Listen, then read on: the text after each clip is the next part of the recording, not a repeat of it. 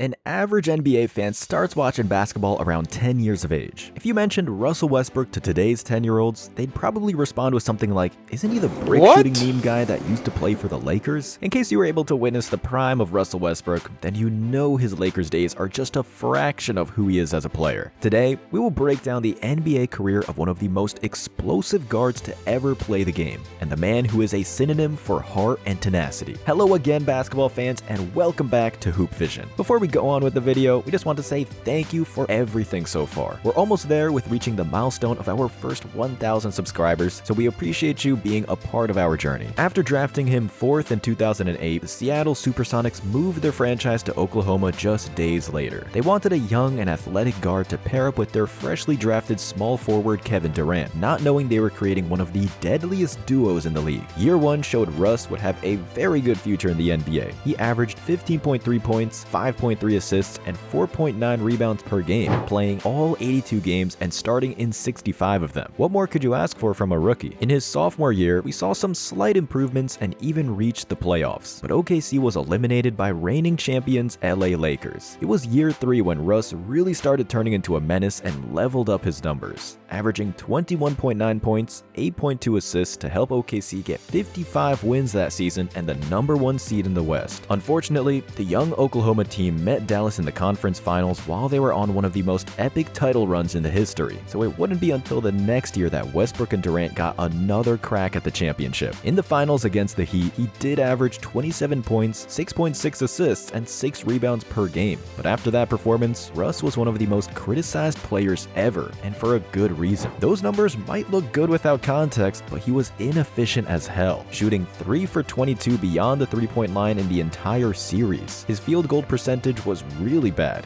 especially in Game 5 going all the way down to 20%. However, things weren't so bad for them that much. After all, it was his 4th year in the NBA, and he and KD already made a trip to the finals, so it seemed to everyone it was just a matter of time before they won it all together. Unfortunately, destiny had other plans. Despite Russ playing like a beast and increasing his points per game to 28 in the 2014 and 15 season, it just wasn't enough to break through the West that was also haunted by the Spurs and the Warriors. The tipping point was Game 6 against Golden State in 2016, when Klay Thompson went off for 41 points, giving birth to his famous Game 6 Klay nickname. If you think about it, that single performance changed the history of the league. If Oklahoma won, there's no way Durant leaves during the free agency, regardless of what they would do against Cleveland. However, after that game, OKC went on to lose Game 7 and miss out on the NBA Finals that seemed so close that time. After losing 2 Western Finals in 3 years, KD had enough and joined the Warriors in the summer, crushing Westbrook's dream of conquering the NBA together. The following 2016 and 17 season showed Russell's anger in all its might. It gave him the opportunity to be the team's first option for the first time in his career, resulting in an MVP season. Monstrous stats of 31.6 points, 10.4 assists, and 10.7 rebounds per game was enough to make him the MVP that year. But unfortunately for him, KD won his first title with the Warriors. Who knows what the NBA would look like if Durant stayed? Maybe Westbrook and KD would have had even better statistics. And given that the Dubs were defeated by Cleveland the year before, there were indications that they were beatable. Unfortunately, after an MVP season in which he averaged triple-double stats, his episode in Oklahoma lasted only 2 more years. A season with Paul George and Carmelo Anthony brought a dose of optimism that OKC could overcome Durant and make a run at the title. But unfortunately, one man destroyed that dream at the very beginning of the playoffs. Oh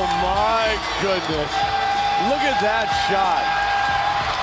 At the end of the day, Russell Westbrook proudly wore the colors of the Thunder like no other player before, and his intensity and passion will remain forever in the hearts of OKC fans. Unlike Durant, who is not the most welcome guest in Oklahoma. Anyhow, his next stop was Houston, and Russ got the chance to reunite with his old teammate James Harden. When the trade was announced, questions arose about the chemistry within the roster, and whether the move was bringing Houston closer to winning the title or infinitely further away from it. Chris Paul was sent to Oklahoma to help the young talents that OKC wanted to use for the rebuild, while Westbrook was supposed to be an offensive weapon that would further strengthen Harden's arsenal. However, it turns out the skeptics were right. Westbrook was still the MVP in his head, while Harden thought being the first option also meant being the only option. The Lakers destroyed Houston in the West semis, putting an end to the Rockets experiment. One of the two former Thunder buddies had to go, so Houston's front office logically went with Harden, who was, in basketball terms, still showing signs of life. However, all this did not mean that Westbrook suddenly became a bad player or that his time had passed. During his time in Houston, he averaged 27, 7, and 7, shooting over 50% from the field for the first time in his career. It can be said that since parting with Durant, Russ was not surrounded by a team in which he fit perfectly. There were always certain aspects that had to be sacrificed, which limited him in some strange way that was uncomfortable for him. After Houston, he continued his career in Washington with the Wizards, where he again had a triple-double season in which he proved to be a great teammate and helped the squad reach the playoffs after a very long time. They were defeated in the first round by the Philadelphia 76ers, but given the roster he had, Russell did more than anyone expected of him with the mediocre team the Wizards were at the time. Despite triple-doubles and good individual games, Westbrook faced the fact that he was entering the later years of his career, and the chances of him finding a place on a contender team were slim to none. There was not much speculation about whether he would stay in Washington. They were a young team with a goal of rebuilding,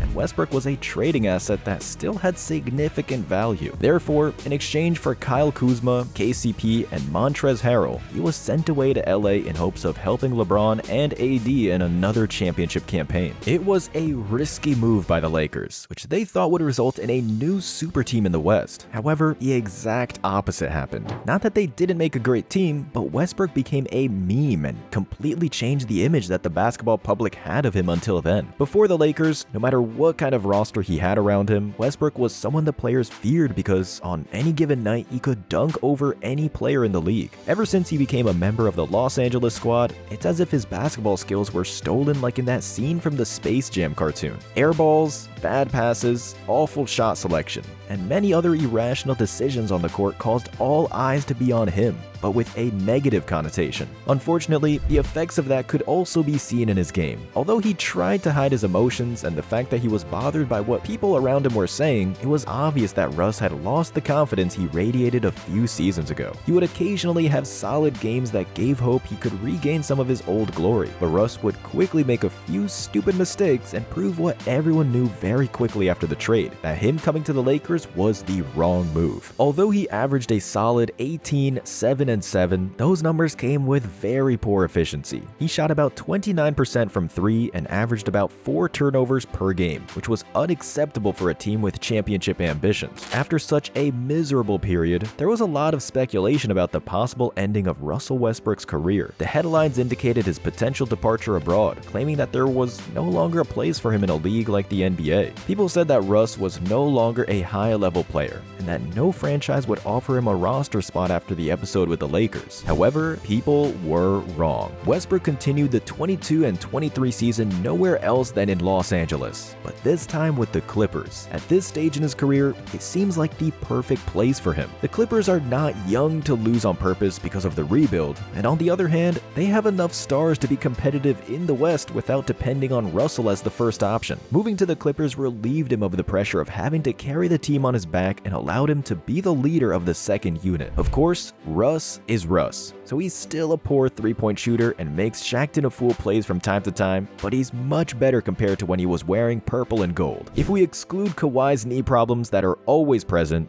this year, the Clippers are healthy for the first time at the beginning of the playoffs, so it'll be interesting to see them in the first round against Luka and Kyrie. Paul George and Harden can give the Clippers a lot of offensive power with the support of other teammates, and Russ can explode even for 1 or 2 games, which can sometimes decide the series. After all, Russ may not be the player he once was, but he has shown that he can still make a significant contribution to the team. At the age of 35, he can be an example to many younger players of how to play with heart and cultivate passion for basketball, even when the whole world is against you. That's it for today, dear friends. We hope you've enjoyed this video. Let us know in the comments below what you think of Russell Westbrook's career and how far can the Clippers go this year. Thank you for watching and growing this channel. Make sure you don't miss out on more NBA stories by hitting that subscribe button. See you in the next one.